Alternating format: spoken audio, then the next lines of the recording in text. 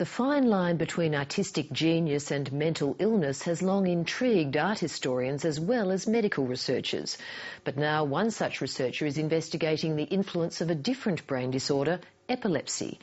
In examining more than 5,000 artworks, Jim Chambliss has found that epilepsy can stimulate or enhance creativity, with the majority of artists he studied producing surreal rather than realistic works. Natasha Johnson reports. You have an aura. That aura is like a buzzing sensation. And I go into a state, I call it a black hole of consciousness. My logic is gone, the brain is dysfunctional. I have no idea what's happening, even though I'm relatively conscious.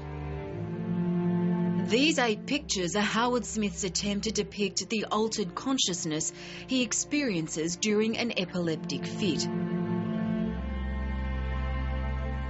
The 60-year-old has been painting and drawing for most of his life, but until his 30s it was just a hobby while he pursued an academic career. Then the unexplained onset of epilepsy and unsuccessful brain surgery left him with slowed thinking and poor memory. But on the flip side, greater creative desire and a profoundly different artistic bent. It's no longer realistic. I literally have to take emotions as a starter. I've got to start with emotions and not with a visual inspiration. Epilepsy can stimulate and enhance creativity. Jim Chambliss has analysed more than 5,000 artworks by 100 artists with epilepsy and migraines for a PhD at Melbourne University. It is a spread of hyperexcited and hypersynchronous neural activity. So it can activate different thought processes that may involve sound or color or emotion, or even distortion of a physical image simultaneously. So you get some very fascinating blends of different thought processes and visual images that can be truly original. It's a research project that was triggered by a personal crisis. 12 years ago, the successful American attorney had to abandon his law practice and lost everything after being hit by a car, developing epilepsy and suffering brain damage during a violent seizure. It was brutal. It was a real loss of not just my career goals and finances, but a loss of the perception of who I was, because I had to walk away from so many of the dreams that I had. During recovery, he had a remarkable creative awakening, discovering a talent for ceramic sculpture, which inspired him to create these dramatic pieces. I think it surprised most everyone, particularly my family and those who knew me, because I'm not from an artistic family. And that created a curiosity in me. So I had to find the answer to how epilepsy could influence art.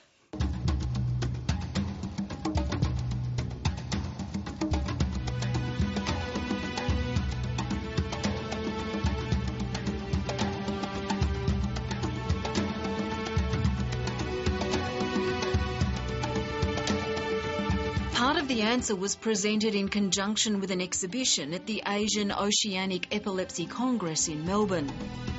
While most people associate epilepsy with generalised seizures, Jim Chambliss says artists seem to be most influenced when experiencing complex partial seizures, which are like being in a dreamy or trance-like state. And more than 80% of those he studied produced work which was surreal, dreamlike or imaginative. The big difference is that the origin of the thoughts can be more intrinsically stimulated than the realistic or extrinsic representation of other things. And that is something that has been very surprising with how frequent it has been. He's also adding to earlier research which identified an erratic or fragmented line quality that's common in the drawings of people with epilepsy. These are the abnormal brain waves here, And this is what happens with the drawing.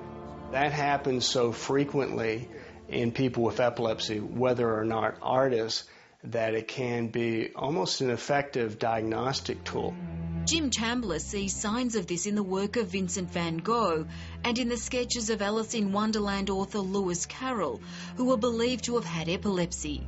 Having epilepsy is not the cause and effect of how a painting is, how it is finally formed. Now, a person with epilepsy may have a window into a more novel or original thought, but to go from the vision to the finished product is both within their control and their talent level. He's also intrigued by the influence of epilepsy on the work of acclaimed Australian potter and artist Merrick Boyd, father of a talented brood that included painter Arthur Boyd. You'll see some of the reflection of what would be surrealistic quality in the art, rather dreamlike. Interviewed for an ABC documentary on the Boyd family, David Boyd told how stigma prevented open discussion of his father's condition. The reason for the not defining epilepsy as such is that in those days it was associated with madness. The stigma of epilepsy has at times been brutal throughout history. It was thought to be, in some ways, demon possession. But Jim Chambliss hopes more exhibitions of the work of artists with epilepsy will paint a brighter picture of the disorder. It was so much fun to see the pride that they and their families had in their work and their appreciation and acknowledgement by others. That finally they thought, okay, this might have a positive side to it. Natasha Johnson with that report.